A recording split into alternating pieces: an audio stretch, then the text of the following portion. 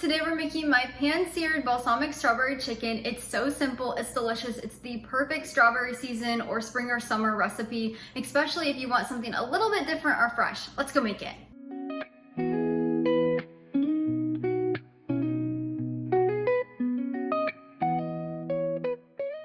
You can find my full written recipe linked down in the description below. Just click that link, it'll take you over to the blog where you can print and save it at any time. I have serving ideas and storage tips over there as well. This recipe was inspired by the strawberry season. I wanted to do something savory. There's so many strawberry desserts out there and I love those, but I also really love a savory dish. They're my favorite. So I wanted to turn strawberries into a supper or a lunch idea, which is what this recipe is. It's so simple. Let's get started. Before we get started with our chicken, we're gonna grab our strawberries. So I have about 8 strawberries here. I like to get organic. You want to rinse them and pat them dry with a kitchen towel, and then you want to remove any bad spots or tops, and then we're going to dice them into small pieces. So it can be a rough dice or a rough chop. It doesn't have to be perfect, but we're looking for pieces just like this.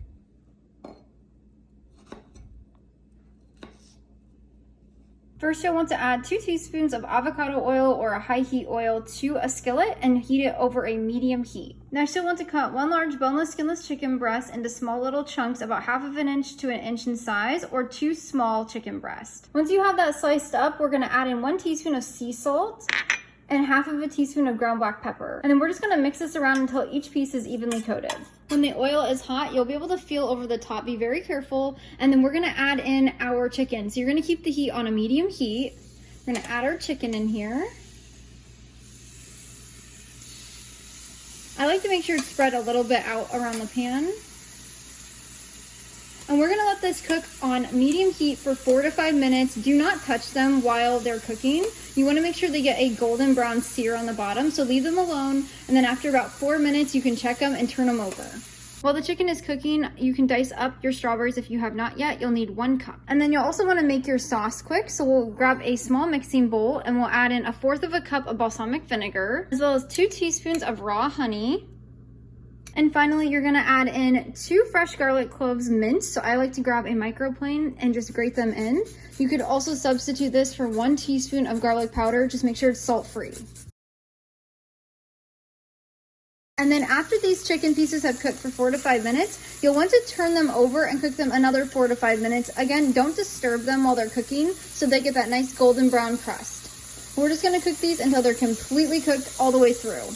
When our chicken is fully cooked, you can test it to see if it's done by just slicing one of the large ones in half and then looking, and if it's completely cooked and there's no pink, it's ready to go. So now we're gonna turn our heat to a medium low, and we're gonna add in 1 cup of diced strawberries,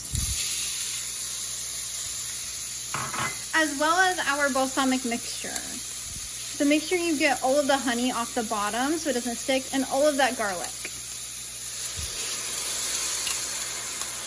And then we're just gonna stir this so it doesn't stick.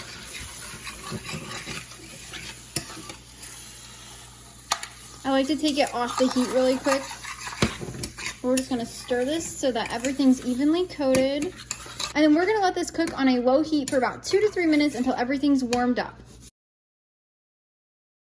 Once it's done, you're gonna pull it off the heat and it's ready to enjoy. It looks and smells amazing. Let's give it a quick try. This is so good. It's savory, it's perfectly sweet. You can taste the strawberries in there, and it's amazing over brown rice. Again, you can find my full written recipe linked down in the description below. Just click that link, it'll take you over to the blog. I hope you love this recipe just as much as we do. I like to serve it over pasta or brown rice. Both are really good. The brown rice is my favorite. But if you'd like another summer or spring supper recipe, I'll leave it here or here. Just click that and go check it out. It's just as delicious. Until next time, go serve God by loving your family 1 recipe at a time.